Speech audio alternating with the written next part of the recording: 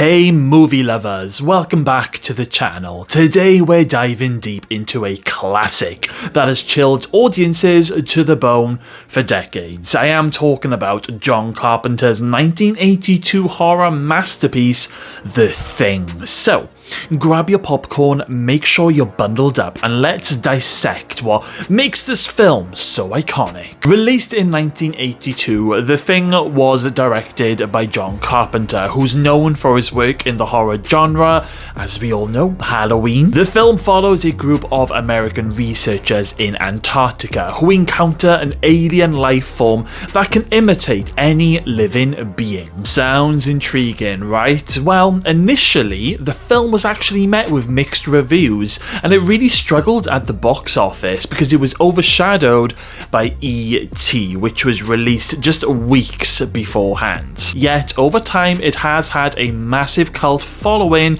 and is now regarded as one of the greatest horror films ever made. It's hard to think that this had such a bad reception at the time. Now, the premise for this movie is very simple, yet terrifying. A remote research station is thrown into chaos when an alien organism, discovering a way to replicate human beings, infiltrates the camp. Now, the crew must figure out who is still human and who has been assimilated by the creature. The paranoia and isolation depicted in this film really does create a sense of dread that grips the viewer right from the very start. And as trust erodes among the characters as the movie goes on, Carpenter brilliantly ramps up the tension in all of the right places. So let's talk about the incredible cast in this movie. I mean, we have got Kurt Russell, the guy himself, who plays R.J. McReady, the rugged helicopter pilot who becomes the reluctant leader of the group. He delivers a fantastic performance, capturing McReady's descent from confidence into desperate paranoia. Other standout performances come from Wilford Brimley, who plays Dr. Blair, and Keith David as Childs. Each character has their own unique traits and responses to the chaos around them, which makes the collective tension even more palpable. God, I love that word, palpable. Visually, The Thing is stunning. Carpenter's use of the practical effects, thanks to Rob Bottin's for the makeup and the creature design, it created some of the most grotesque and memorable visuals in horror cinema history. The transformation sequences are nail-bitingly effective, and it's really set a super high bar for creature effects. I mean, that scene where the body opens up and then it bites off the arms of the other guy while, you know, the head is being pulled and ripped off its body, and then the head lands on the ground and these legs come out, and then it's like a spider. It's a spider head with a massive tongue.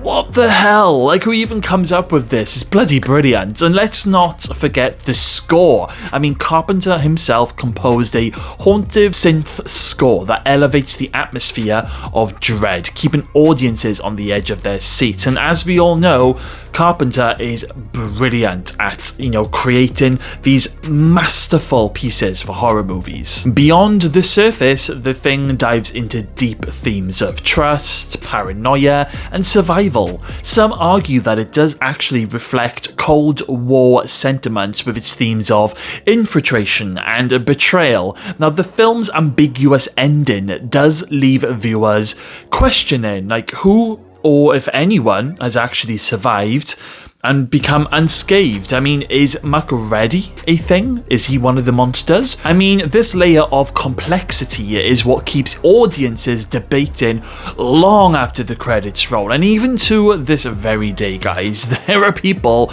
today making debate videos about this very subject right here on YouTube. How incredible is that? I mean, that everyone is still wondering whether if anyone actually survived The Thing. Did Kurt Russell become The Thing? I have to admit, I didn't actually watch this movie until I was around about 20, maybe 21 years old. I was very late to the party, but Oh, I absolutely love this film. I think the only scene that I dislike from this movie is the dog scene, when one of the dogs becomes the thing and they start turning into the monster that this thing is, and you can hear the dogs crying. Oh god, I hate it. I don't like it. I don't like any kind of animals in pain or animal deaths in any types of films, but apart from that, everything else is perfect. There have been so many body horror movies since The Thing, and one or two of them may have come a little bit close as being as good as The Thing, but honestly, I don't think I have ever seen a more impressive body horror movie than this one. I mean, I've seen some shocking ones, I've seen some disgusting body horrors over the years, and even more recently, you know, I watched The Substance, which is absolutely brilliant, but it's still not quite on the same level as The Thing. And if you think about it, guys, this movie came out in 1982. That means it is 42 years old at the time of me making this video today. We really did have some incredible horror movies in the 70s and the 80s, and they just still remain unbeaten all these years later. And I just think that is incredible. I am going to give John Carpenter's The Thing a 9.6 out of 10. So there you have it, a look back at John Carpenter's The Thing. It's a film that challenges your perceptions, keeps you guessing, and leaves you feeling utterly unsettled. And don't be surprised if you have some nightmares after watching this movie, because I did. If you haven't seen it yet, then oh god, what are you doing, guys? I highly recommend it. And for those who have seen it, what do you think? Do you think McReady made it out human? Let me know in the comments box below. Okay then guys, that is a wrap for today's video. Don't forget to like and subscribe for more deep dives into classic horror cinema. Until next time guys, keep those lights on and enjoy your movie night. Bye guys.